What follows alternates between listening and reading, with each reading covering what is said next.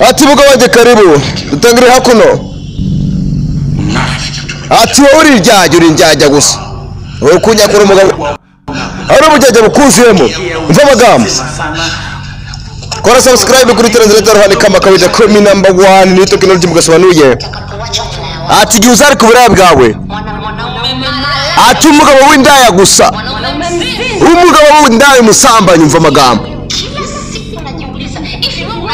Ati buri munsi njye mora nibaze se wowe ufite ubwenge koko. Umva umugore bujya bwira umugabo we bagenzi. Igucyo dutangiye filime yacu. Presentation Translator Rohani kama kawaida komi number 1 ni technology mugasobanuye John Kai film ufatanye na Translator Studio cyangwa se Rohan Studio.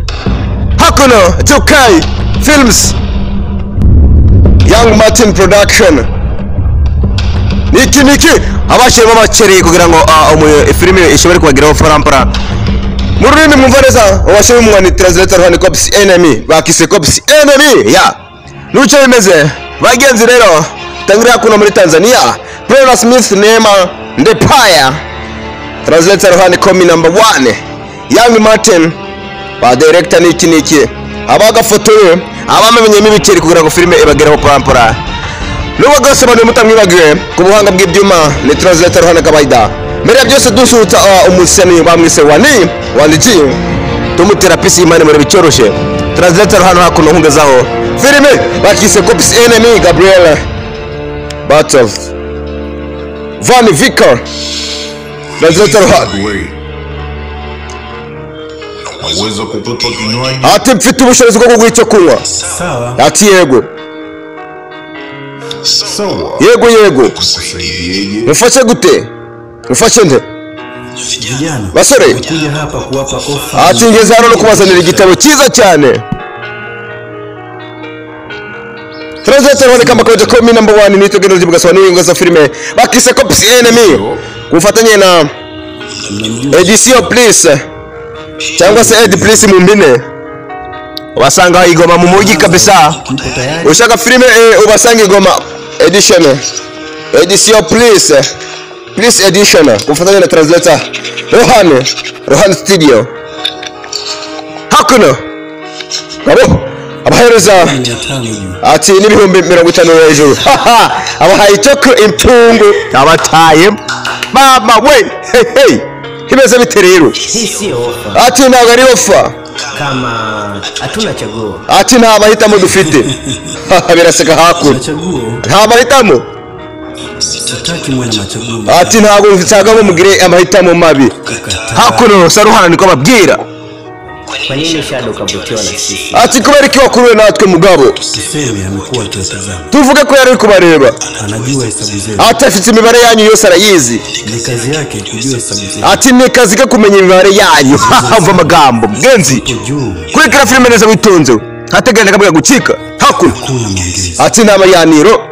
Mtamsambazia mzigo. Ati muzamugezaho imizigo. Wote tutafurahi. Ati mwese muzishima. Filime rero nanjye ntarayireba. Iyi filime mabwire ko iratwika abagenzi. Nkuko wayisobanura rumwe ku mubumbe namba 1 Translator Rohan kama kawaida komi number 1 utagira number 2 iko bimeze. Ati bibi cyane tuzi ko afite umwanda. Umwanda wese uva ku bantu bakorana n'akazi. Rero igisubizo ni hoya.